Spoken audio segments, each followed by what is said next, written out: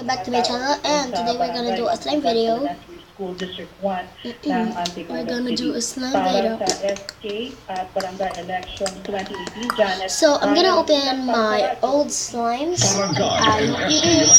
So yeah, let's start with number one slime. I didn't tell you that I just have one. I have two slime.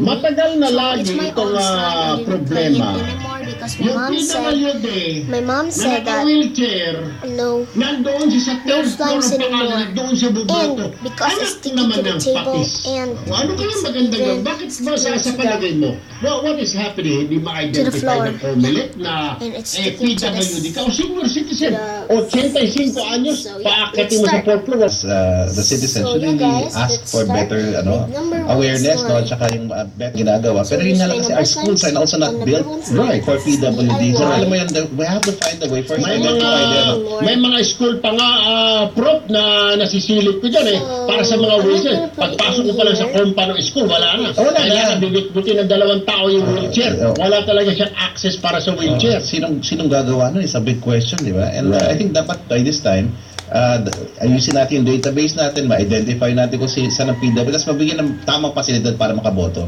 I think naman may ginagawa ang Comelec, pero yun nga lang, may mga ibang eskwela, hindi Not actually enough. talaga, not enough. So, We can do better. Alright, oras po natin, alas 11:26 na ng umaga sa ating pagbabalik pa, Prof, ha? Pag-usapan natin itong nangyari kay Maria Lourdes Sereno, ha? Kasi, meron daw mga salune sa bukas, may mga abogado na puprotesta dyan sa Supreme Court. Kasi yung nangyari daw, yung co-warranto na ito, ay binibigyan daw ng too much power na ang Supreme Court. Lahat na ng kapangyarihan kasi ultimo presidente raw at vice-presidente, pwede nilang tanggalin sa pwesto. I don't know if that's true, sabi ng ilang pahayagan. Yan po ang ating pag-uusapan. Pag-uusapan namin ni Professor Ranji Trai sa pagbabalik po ng Tutok Erwin Tulfo. At ito po ang live and continuing coverage ng Barangay at SK Elections. Erwin Tulfo. So this is my last one. This is kind of jumbo. Dito sa Radyo Pilipinas, 738 AM at PTV4 Nationwide. It's failed, but yeah, it looks like not failed. Magtanim ng kaalaman. Umani ng kasaganaan. Mag-agri tayo tuwing Sabado ng umaga dito sa PTV. Smoky. It's not stretchy at all. So number 2 is good, but it's a little bit stretchy though.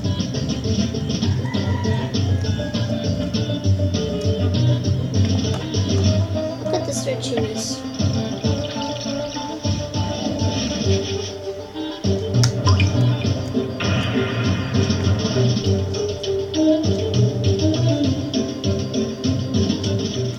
Makibarkada na at tumutok sa programa kung saan ang Pinoy ang laging bida.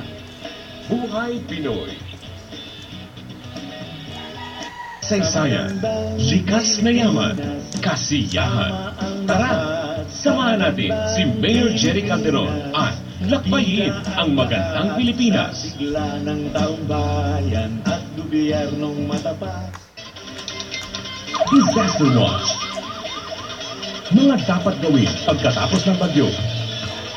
Suriin ang bahay.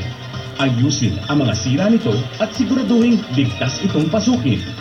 So now Mag-ingat guys, sa mga I have mapanganib na my hayop tulad short ng ahas. hair. Huwag gamitin So ang mga I outlet already na got lumubog my sa short tubig. hair, guys. Iwasan din ang mga live wire. Ipagbigay alam agad sa kinauukulan ang mga nabuwal na poste ng kuryente at mga kableng naputol sa inyong lugar. Itapon ang mga tubig na nagipon sa lugar na maaaring mapagpahaya ng mga lamok. Second slime, Tandaan, good. sa panahon ng kalamidad, dapat laging listo. Disaster Watch. Mahalagang impormasyon tungkol sa BFS So o I'm gonna Valley Fault clean the System. hair. Ang This is Valley Fault sticky. System ay Yeah, isa't I ilang got bayan some. sa Bulacan. I got some Ang alcohol. East Valley Fault ay may Now, habang 10 kilometro at tumatagos sa mga bayan ng Rodriguez at San Mateo sa Rizal. kaya nito lumikha ng magnitude 6.2 na lindol. So I got my Ibayong tools paghahanda here, so ang I'm just gonna... kinakailangan sa panahong nagpapadya ang sakuna. Makilahok sa mga earthquake drill. Alright, bayan, dire-diretso tayo dito po sa Radyo PTV, Radyo Pilipinas. Ito po ang Tutok Erwin Tulfo. Hanggang alas 12 tayo. Ito, kagaya po ng sinabi namin kagabi, habang natutulog po ang sambayanan, ito po ang mga nangyayari sa loob at labas ng Metro Manila. 3 residente siniwalat ang vote buying sa barangay So yes guys, Lambakin thank you for sa Marilao, watching. Bulacan. And don't forget to subscribe and leave a comment. Bye! Lumantad ang 3 residente sa barangay Lambakin, Marilao, Bulacan.